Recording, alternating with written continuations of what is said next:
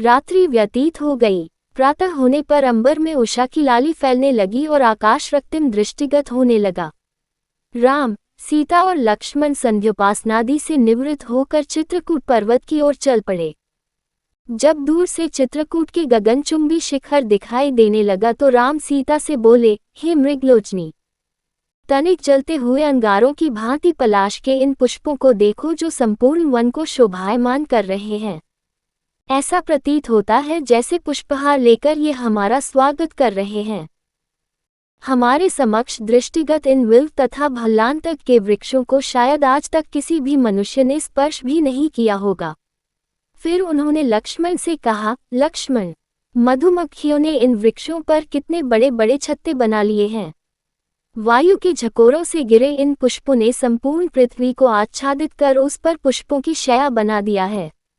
वृक्षों पर बैठे तीतर अपनी मनोहर ध्वनि से हमें आकर्षित कर रहे हैं। मेरे विचार से चित्रकूट का यह मनोरम स्थान हम लोगों के निवास के लिए सब प्रकार से योग्य है। हमें यही अपनी कुटिया बनानी चाहिए। मुझे निःसंकोच बताओ कि इस विषय में तुम्हारा क्या विचार है। लक्ष्मण ने राम की बात का समर्थन करते हुए कहा, प्रभो, मेरा भी यही विचार है कि यह स्थान हम लोगों के रहने के लिए सभी प्रकार से योग्य है। सीता ने भी उनके विचारों का अनुमोदन किया। टहलते टहलते वे वहां स्थित वाल्मीकि ऋषि के सुंदर आश्रम में पहुंचे। राम ने उनका अभिवादन किया और अपना परिचय देते हुए बताया कि हम लोग पिता की आज्ञा से वन में 14 वर्ष की अवधि व्यतीत करने के लिए आए हैं।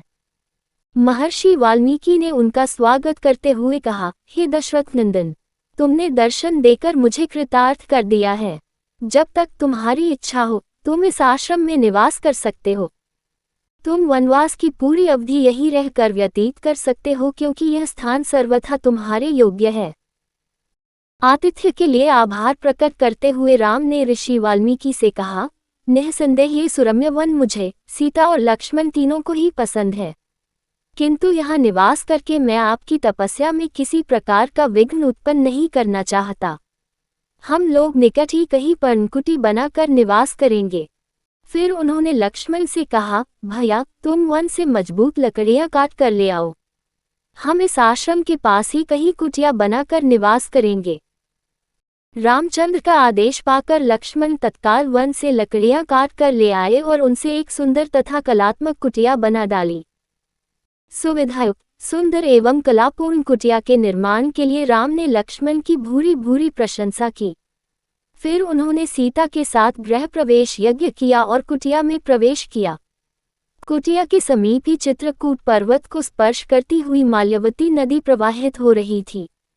सरिता के दोनों ओर पर्वत मालाओं की अत्यंत नयनाभिराम श्रेणियां थीं। सुंदर मनोमुग्धकारी प्राकृतिक दृश्य ने कुछ समय के लिए राम और सीता के अयोध्या त्यागने के दुख को भुला दिया। भांति भांति के पक्षियों की मनोहारी स्वर लहरियों को सुनकर और अनेकों रंग के पुष्पों से आच्छादित लताओं विप्पों को देखकर सीता को प्रतीत हुआ कि इस निर्जन वन में वह राजमहल से भी अधिक सुखी है।